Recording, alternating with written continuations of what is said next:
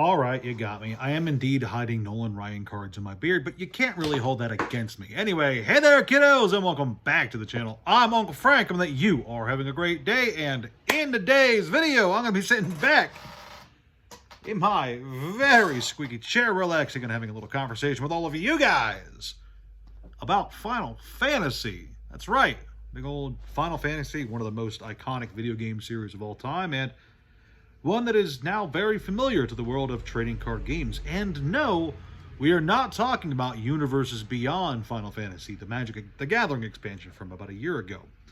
Although I am willing to bet that when I mentioned Final Fantasy, that probably was what your brain went to first. No, instead we are talking about the Final Fantasy trading card game. Because that's right, it does still have a trading card game that is still alive and well.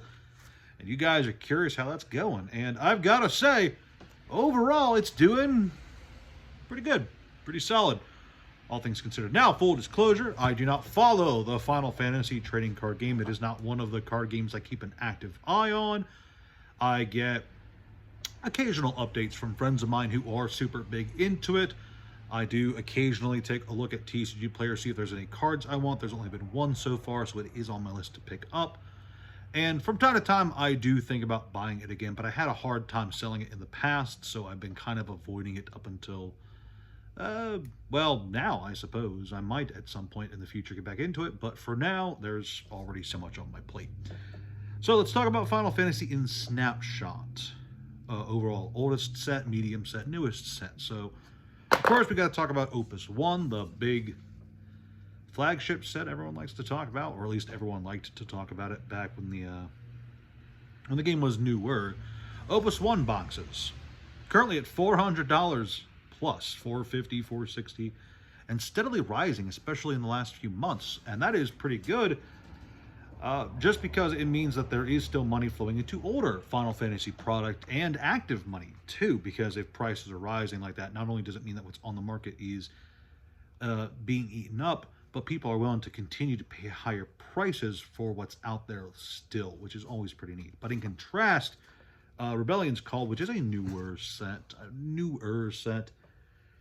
trolling around $60 a box. Not a lot of good cards in the set. I don't think I've seen any cards in there over like $20. Overall, I've heard a lot of negative things about that set, especially from people, again, who are actually fans of the game. So it's not terribly surprising that it's at the price point it's at with the cards where it's at. However, we're not here to talk about the negative aspects of the game. We're here to talk about the positives. So first up is the most recent set that's released, Dreamlike Oceans, with a current market price per box of about $75, $80, which is solid, better than $60. Obviously, not as great as $400, but, you know, that's growth and all that jazz taken into account.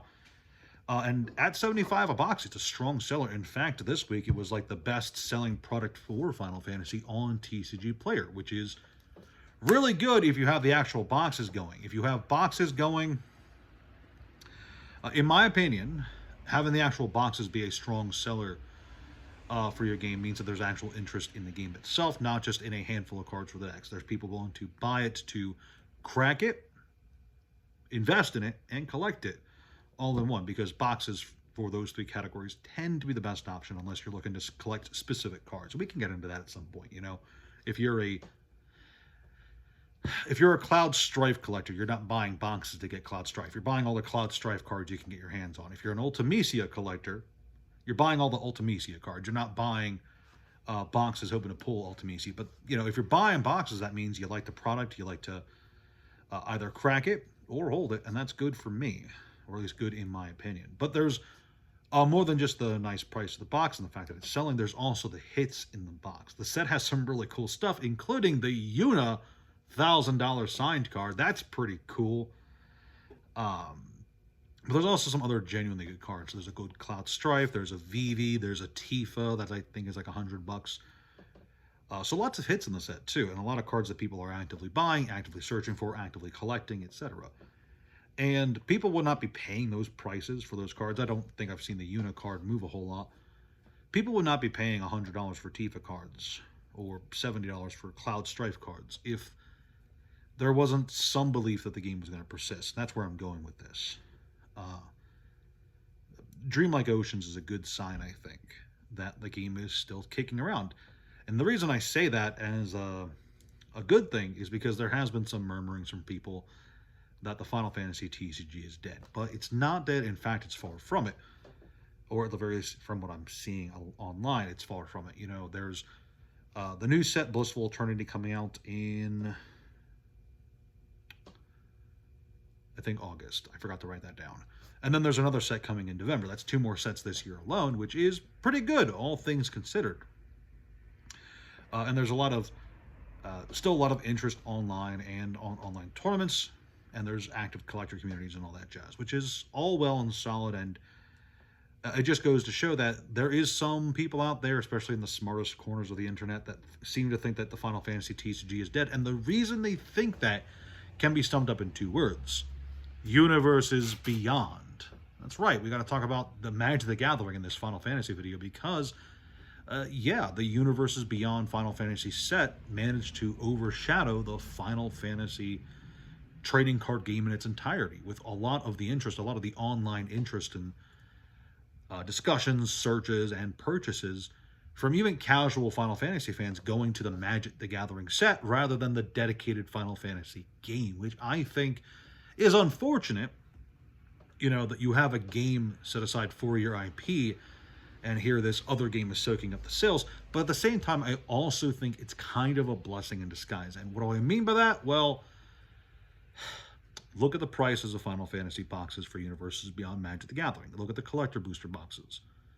Look at the regular booster boxes. Look at how difficult it is for people to get a hold of those products. And you'll understand a bit of where I'm coming from with it not necessarily being a bad thing for the first-party products to be overshadowed by third-party products.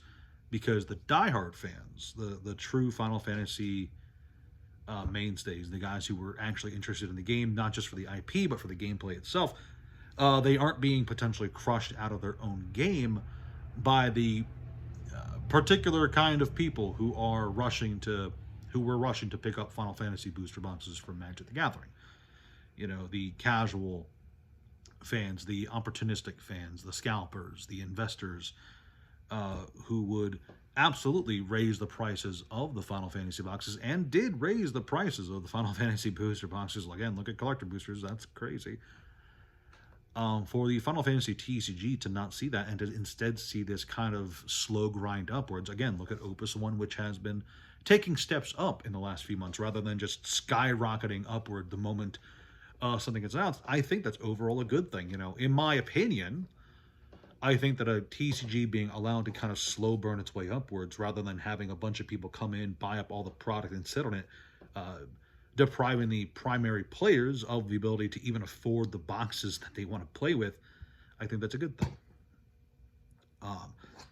And the fact that these boxes aren't skyrocketing forward while the cards inside are seeing some desire, not just for play, but for collectors and investors as well, that tells you something. That tells you that there's actual genuine interest in the game, which is always good. It's always a good thing, I think.